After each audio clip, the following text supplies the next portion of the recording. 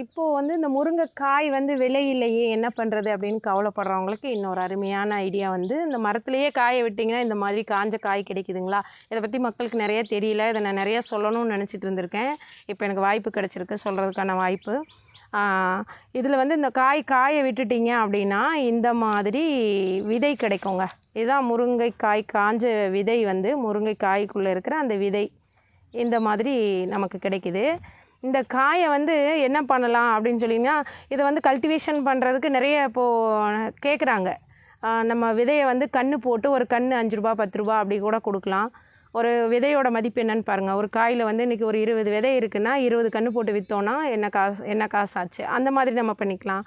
அப்படி இல்லை அப்படின்னா இதுக்குள்ளே உடைச்சோம் அப்படின்னு சொன்னிங்கன்னா ஒரு பருப்பு இருக்கும். இதை உடைக்கணும். இதுதான் அந்த முருங்கை விதைக்குள்ளே இருக்கிற பருப்பு. இந்த பருப்பை வச்சு என்ன பண்ணலாம் அப்படின்னா முருங்கை எண்ணெய் ஆட்டலாம். இதிலிருந்து தான் எண்ணெய் வருது. எல்லோரும் கேட்குறாங்க, எப்படிங்க முருங்கை இலையை போட்டு எண்ணெய் காய்ச்சுவீங்களா அப்படின்ட்டு. இல்லைங்க, இந்த மாதிரி ஒயிட் கலரில் கர்னல் எடுத்து தான் நாங்கள் மரச்செக்கில் கொடுத்து எண்ணெய் ஆட்டுறோம். இந்த எண்ணெயை என்னங்க பண்ணலாம் அப்படின்னு சொல்லிட்டு எல்லாருக்கும் ஒரு கேள்வி. எடுத்துடலாம், பண்ணிடலாம். மார்க்கெட் பண்ண முடியாது அப்படின்னாலும் நம்மளே கூட சாப்பிடலாங்க. அவ்வளோ நன்மை இருக்குது இந்த முருங்கை எண்ணெயில்.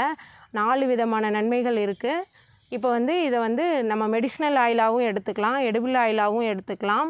இரண்டாவது வந்து வெளிநாடுகளுக்கு நம்ம எக்ஸ்போர்ட் பண்ணுறோம் அப்படின்னு பார்த்திங்கன்னா காஸ்மெட்டிக் ஆயிலாக பயன்படுத்துகிறாங்க, ரூப்ரிகண்ட் ஆயிலாக பயன்படுத்துகிறாங்க. 4 விஷயத்துக்கு பயன்படுத்துகிறாங்க.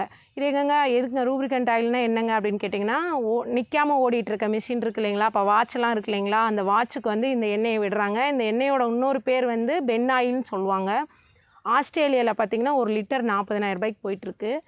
அந்த ஃப்ளைட்டு ராக்கெட்லாம் இருக்கு இல்லைங்களா, அதுக்கு வந்து இன்ஜின் ஆயிலாக பயன்படுத்துகிறாங்க. என்ன தான் ஹீட் பண்ணிங்கனாலும் அந்த கோல்டு ஃப்ரெஷ் கலர், அந்த மஞ்சள் கலர் இருக்குது இல்லைங்களா, அது மாறவே மாறாது. நம்ம ஆயிலெலாம் பார்த்திங்கன்னா கொஞ்ச நாள் கழிச்சா கருப்பு கலரு பிஸ்கடிச்சிரும், இன்ஜினை வந்து பிடிக்க ஆரம்பிச்சிடும், அந்த ஸ்மூத்தாக ஓடாது, அந்த ஸ்மூத்னஸ் கிடைக்காது. இது வந்து அப்படி கிடையாது. அதனால வந்து காஸ்ட்லியான ஐட்டங்களுக்கெலாம் இந்த எண்ணெயை வந்து பயன்படுத்துகிறாங்க. இது வந்து நமக்கு தெரியறதில்ல. நம்ம தமிழர்களுக்கு நம்ம விளைவிக்கக்கூடிய பொருளுக்கு விலை வைக்க தெரியல.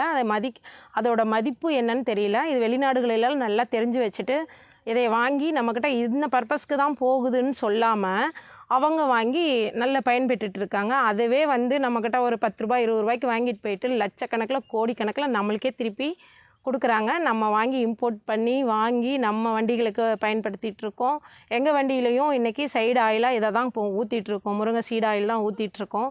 இன்றைக்கி மார்க்கெட் நிலவரம் பார்த்திங்கன்னா 100 ml வந்து நீங்கள் அமேசான் ஃப்ளிப்கார்ட்லாம் அடித்து பாருங்கள். முருங்கை சீடு ஆயிலோட ரேட்டு 1000 ரூபாயிலேருந்து 5000 ரூபா வரைக்கும் போயிட்டுருக்கு. அப்போது இதில் வந்து குவாலிட்டி பிரிக்கலாம். முருங்கை சீடு ஆயில் வந்து நம்ம எடுக்கிற மெத்தேடு வந்து பார்த்திங்கன்னா கல் செக்கில் எடுக்கலாம், மரச்செக்கில் எடுக்கலாம், லோட்டரியில் எடுக்கலாம், எக்ஸ்பலரில் எடுக்கலாம். அப்படி எடுக்கிறப்ப என்னங்க அப்படின்னு கேட்டிங்கன்னா ஈல்டு வந்து கொஞ்சமாக அதிகமாக ஹீட் பண்ணி எடுக்க ஈல்டு அதிகமாக கிடைக்கும். அந்த ஈல்டு அதிகமாக கிடைக்கிறதுனால அவங்க லாபத்தை வந்து கொஞ்சம் குறைச்சிக்கிறாங்க. இப்போ நம்ம மரச்செக்கில் கொடுத்தோம் அப்படின்னு சொல்லி பார்த்தீங்க அப்படின்னா 1 லிட்டர் கிடைக்கிது அப்படின்னா லோட்டரியில் கொடுத்தோம் அப்படின்னம்னா 1.25 லிட்டர் கிடைக்கும், எக்ஸ்ப்ளரில் கொடுத்தோம்னா 1.5 லிட்டர் கிடைக்கும். அப்படி அந்த கூடுதல் இதை வந்து இதில் வந்து கம்மி பண்ணி கொடுத்துட்ருக்காங்க. இதான் ஃபஸ்ட்டு குவாலிட்டி, செகண்ட் குவாலிட்டி அப்படி நம்ம பார்க்குறோம். ஃபஸ்ட்டு குவாலிட்டி எண்ணெயை வந்து நம்ம சாப்பிட்றதுக்கும் மெடிசினல் ஆயிலாகவும் பயன்படுத்திக்கலாம். காஸ்மெட்டிக் அப்படின்னு சொல்லி பார்த்தீங்கன்னா sunscreen, lotion, face wash, cream, இந்த ஃபேஸ் ஆயில், ஹேர் ஆயில் பண்ணுறதுக்கு சைனா அந்த மாதிரி நாடுகளில் இந்த இதை பயன்படுத்திகிட்டு இருக்காங்க. இதோட பயன்கள் அதுக்கப்புறமும் பார்த்திங்கன்னா இந்த ஓடெல்லாம் மண்ணுக்கு வந்து உரமாக போகுது. ஆடு மாடுகளுக்கு வந்து இந்த வெயில் காலத்துலலாம் பார்த்திங்கன்னா தீவனம் கிடைக்காது. நான் இந்த விதையை எடுத்துக்கிட்டு இதை போட்டேன்னா ஆடு மாடு பொறி சாப்பிட்ற மாதிரி அவ்வளோ சூப்பராக சாப்பிடும். பால் வந்து நம்மளுக்கு அதிகமாக கிடைக்குங்க. நம்ம தீவனம் வாங்கணுங்கிற அவசியமே கிடையாது.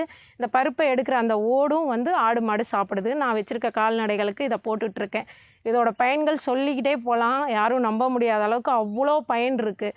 முருங்கையை வைத்தவன் வெறுங்கையோடு போவான் அப்படின்னு சொல்லி சொன்ன பழமொழி என்ன வந்துன்னா, கை வீசி நடந்து போகலாம், குச்சி இல்லாமல் நம்ம கை வீசி நடந்து போகலாம், கடைசி காலத்தில் நம்ம ஒரு கோல் ஊன்றி தான் நடந்து போவோம் அப்படின்னு சொல்லுவாங்க.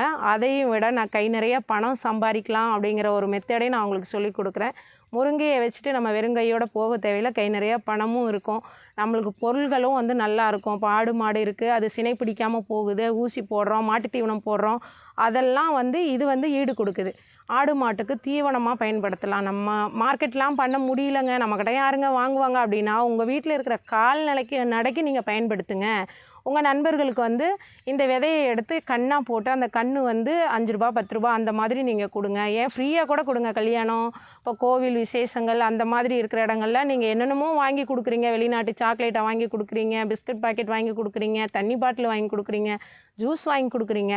அதுக்கு பதிலாக டவுன்லேருந்து வரவங்களுக்கு ஒரு கன்று எடுத்துகிட்டு போய் உங்கள் வீட்டில் வச்சுக்கோங்க. முருங்கைக்கீரை சாப்பிடுங்க, முருங்கைக்காய் சாப்பிடுங்க அப்படின்னு கொடுக்கலாம்.